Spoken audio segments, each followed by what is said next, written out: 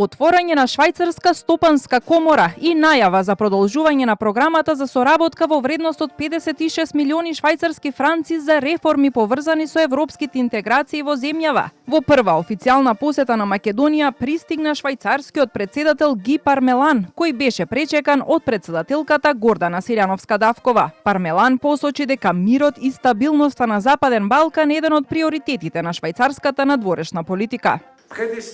Нашите земји се осудени на некој начин да се борат за нивниот пат и постоење во Европа.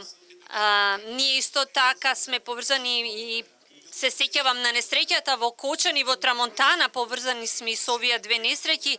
Сакам да ве потсетам и да се заблагодарам на Северна Македонија поради солидарноста и нивната великодушна понуда на помош и швајцарската програма за соработка, која што во моментот е предвидена до 2028 година со буџет, цел има да ја поддржи Македонија, Северна Македонија во патот кон европската интеграција и трајниот и сигурен и стабилен одржлив развој. Председателката Силјановска-Давкова потенцираше дека за време на билатералната средба со швајцарскиот колега ја објаснила македонската позиција во однос на евроинтеграциите, а одговарајќи на новинарско прашање дали македонските патници во летниот период ќе бидат изземени од новите процедури за влез и излез од Шенген зоната, во која е вклучена и Швајцарија, рече дека очекува обострано разбирање.